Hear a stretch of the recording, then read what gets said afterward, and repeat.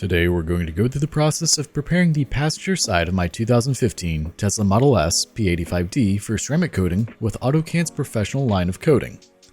In order to do this, we're going to go through the process from start to finish, albeit sped up a good bit, to outline everything that should be done prior to coating a vehicle. Because I refuse to buy more wash and shine until I'm out of this gigantic bottle that I bought 3 years ago of wash and wax. Clay bar treatment to remove surface level contaminants, paint correction with M105, M110, and M205, an IPA wipe down, and then finally ceramic coating with Autokcan's professional line. See my video of my coating of my Miata to see Autokcan's economy line coating, which is more beginner friendly. We start off with the rinseless wash with optimum no rinse wash and wax by spraying the surface until it is nice and wet. After that, I take my microfiber cloth and wipe in one direction to remove the surface level grime and dirt that's on the surface. O&R encapsulates the dirt to mitigate scratching the surface as you wipe it away. After I've gone over the whole area that I'll be working on today, I come back and spray the surface liberally again, as I also use this as my clay bar lubricant. You want to ensure that the surface is very wet so the clay bar will not stick to the surface at all as it goes across. It should effortlessly glide across it. I work my way across the whole area, working in circular motions, removing surface level contaminants to prepare for the compounding step.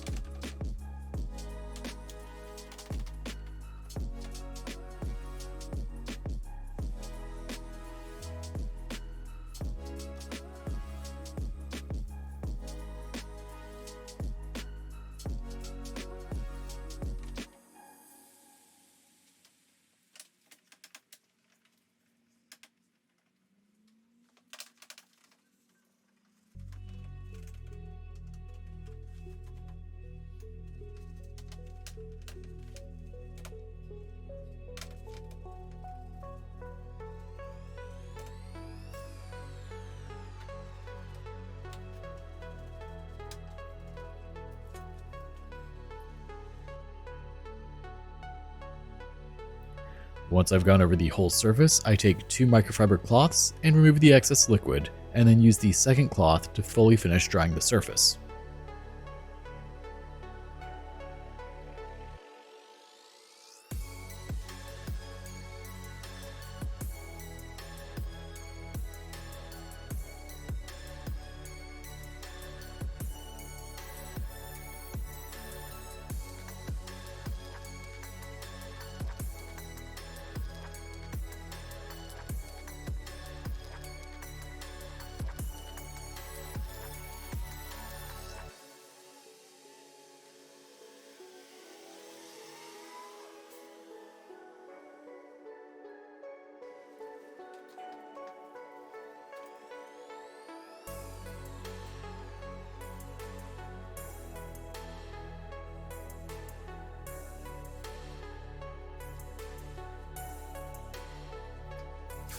With the wash and clay bar completed, it's now time to mask off the area that we'll be working with. When masking, you'll want to have about 1/8 of an inch overlap onto the panels you'll be working on to mitigate compound and dust from getting in between the panels. You'll also want to mask off any plastic trim, as most cutting and polishing compounds will leave a nasty white residue if you happen to hit these panels as you're buffing. It can be removed, but takes a bit of work and time, and also just looks bad, especially if you happen to miss the fact that you did it and it dries on there.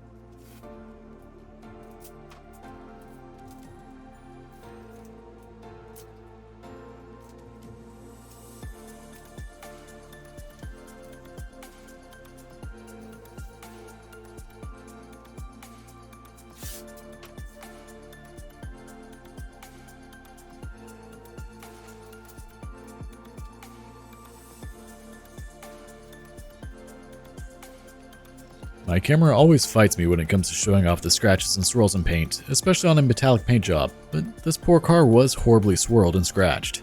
This car used to be used as a Turo rental at one point before I got it, and I can only imagine the amount of scratch-o-matic car washes or brushes that were used on this poor paint.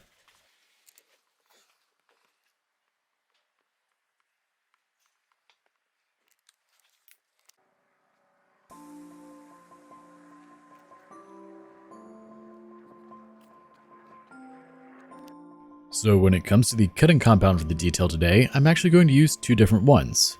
On the back half of the car I'll be using Meguiar's M105, and on the front half I'll be using M110, which will be my first time using it. I want to see how the two compare.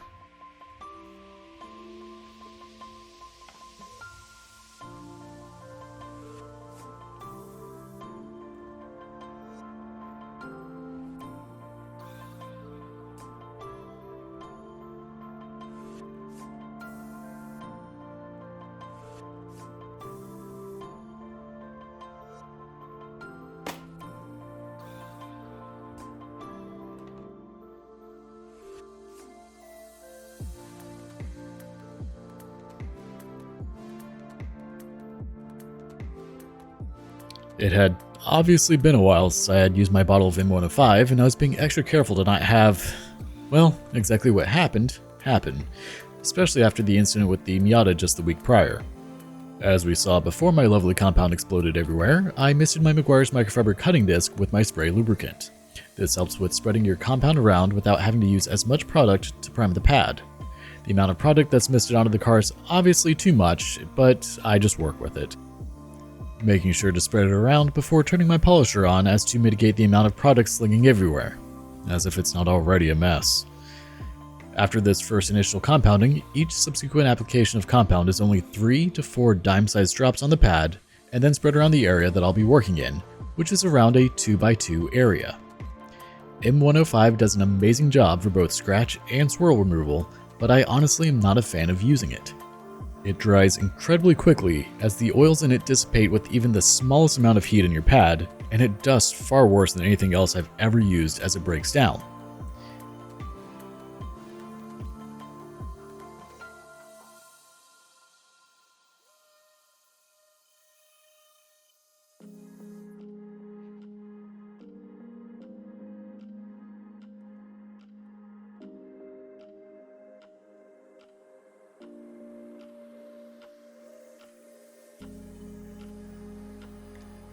The polisher I'm using was one from Amazon that I wanted to try out that had pretty good reviews, and I'll link it below for anyone that's interested. It is a TechPo brushless 20-volt polisher, and it comes with a 4 Ah battery and a few pads on a 6-inch backing plate. I was curious about it due to it being brushless and a bit stronger than the Ryobi, and I have to admit it did do fairly well. It has a slightly longer throw than the Ryobi, though I don't know how to measure it. It was just visible if you looked at it. It also has a bit more torque than the Ryobi, so it kept the pad spinning with just a bit more pressure on it. I got about 30-ish minutes of working time with it out of the 4 Ah battery, which is about the same as the Ryobi. The only downside to it is that it maxes out at 5,000 RPMs, a whopping 2,800 less than the Ryobi. However, if I didn't already have a dozen Ryobi batteries, I actually would prefer to use this polisher as I felt that it did a better job while the battery lasted. If you do run into the situation like I did where it does not want to come off of the paint, do not scrub it off.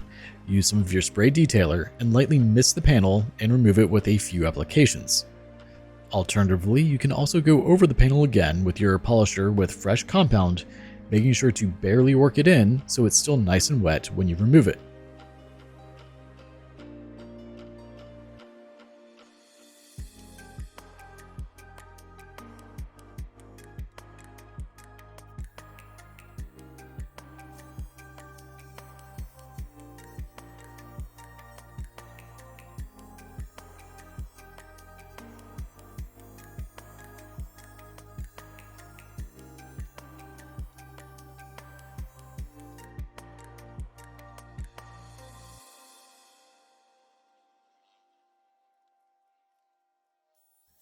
For the next half of the car, as well as this top section that I'm using a 3-inch pad on, I'm using M110, Ultra Pro Speed Compound, which is a bit of a mouthful. I had read online while researching compounds a while back that 110 was more DA polisher friendly with a notably longer working time and less dusting. While I do agree that it has a much longer working time, actually quite similar to Ultimate Compound, it does still seem to dust just as much. But honestly, I'm not that miffed about the dusting since it offers a phenomenal cut just like 105 does, but doesn't make me want to rip my hair out trying to remove it from the surface. I'm pretty sure it's going to go in my detailing cabinet and potentially even replace Ultimate Compound as my compound of choice. Now, when it comes to the paint correction and cutting compound stage, I typically will do 2 passes with the cutting compound before moving on to polishing. Obviously, it'd be better to check the paint for swirls and scratches after each pass, and to have a paint gauge to see just how much clear coat is left. But I don't have a paint gauge, and with how bad the swirls were, I actually could still see them after the first pass. And here's where the TEPCO battery died, so from this point on we'll be using the Ryobi, as I have plenty of batteries for it.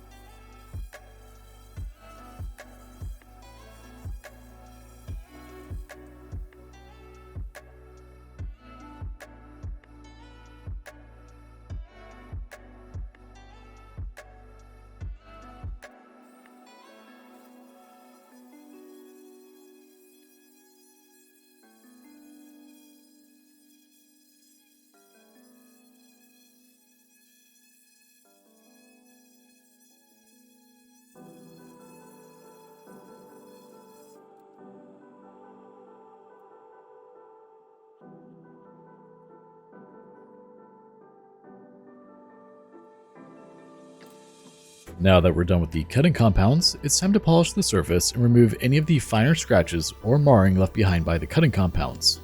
Though typically with a dual action polisher you don't have much marring unless you're using a wool pad. For the next part we're using M205 and its wonderful new bottle that I put it in. These are the McGuire's dispenser bottles and they are amazing. I bought a 3-pack to see how they do and I've already ordered more for the rest of my compounds. Now if only my handwriting wasn't absolutely atrocious. Anyway, we're pairing 205 with McGuire's microfiber polishing disc to apply it to the surface. Thanks to the incredible working time of 205, we're actually able to polish this whole section of the car before wiping it off.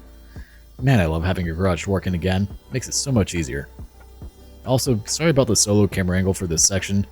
The other camera actually ran out of storage space and stopped recording on me, so we have to make do for this whole section with only one camera angle. It's amazing how quickly 4K videos eat up storage space.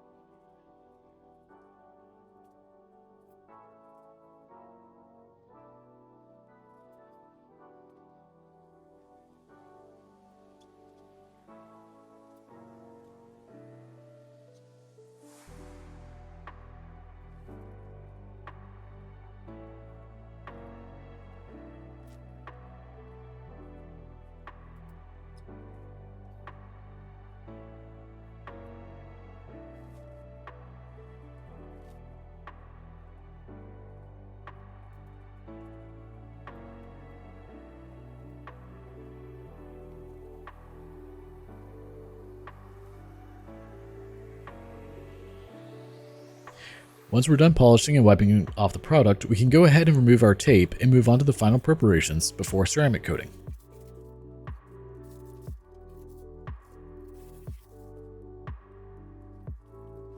Before applying a ceramic coating, you want to make sure that all oils and residues are removed from the surface. This is easily done by spraying the surface with isopropyl alcohol, or rubbing alcohol, mixed with about 25% water. Simply spray it on and wipe over the whole area, doing 2 passes if necessary to make sure you get the whole panel.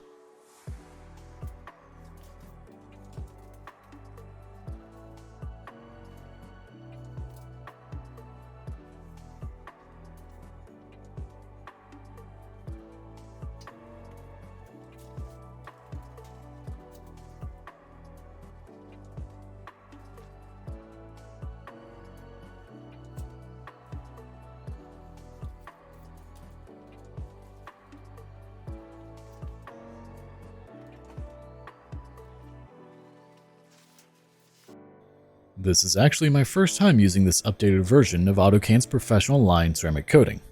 I had tried their original formula a year ago on my truck, and that's actually still going quite strong. They made a few small changes to increase the durability as well as the hardness of the coating. Inside of the box, we have a few basic items. We have the instructions, which I promptly put to the side, the 30 milliliter bottle of ceramic coating, which they'll actually eventually be offering a 50 milliliter bottle for larger vehicles, a pair of black nitrile gloves, which you really should use since ceramic coatings are a resin-based product, and resin-based products are known skin irritants. And then finally the applicator pad and cloths and a microfiber cloth, which I actually have a bit of an issue with.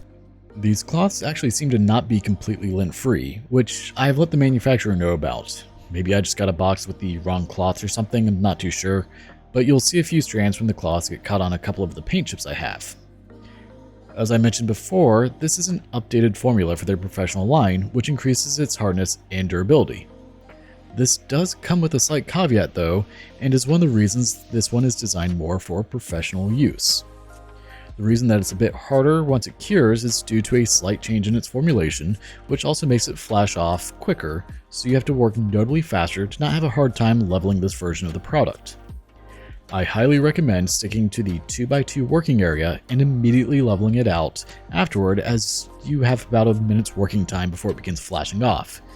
I experimented with it throughout the process and learned the hard way. Let's talk application though. You wrap the applicator pad in the provided cloths, or use your own applicator pads if you so prefer. Normally you only apply 4 to 6 drops of coating to the pad. However, with this one, I recommend going for about 10 to 12 to make sure that the applicator is sufficiently loaded with product and keeps a wet edge. After you get the applicator loaded up, go ahead and place an X on the panel for the area that you're working. Then work the product in with a crosshatch pattern, meaning to go horizontally across the working area and then vertically across the area, taking note of any spots that are missing product and going over them again if necessary. Avoid circular motions as it tends to create a ton of high spots that are quite difficult to level out.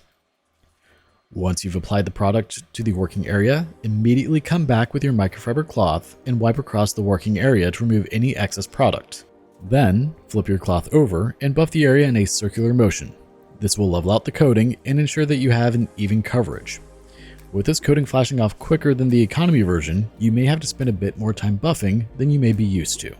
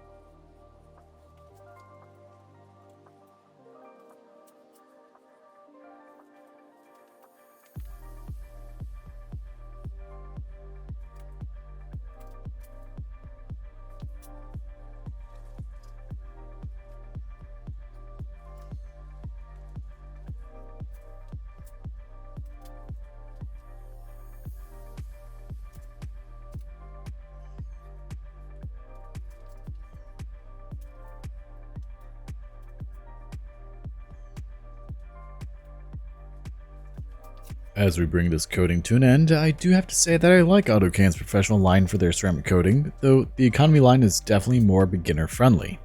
From start to finish, this section of detailing took me a bit over 3 hours, which is pretty on par for a car of this size. The Model S is pretty huge at 16 feet and 7 inches long, a land yacht essentially. But that's all I have for this video. As always, if you like the content I'm putting out, make sure to like, comment, share, subscribe, and don't forget to hit the notification bell to stay up to date on all new content as it comes out. Thanks so much for watching, take care.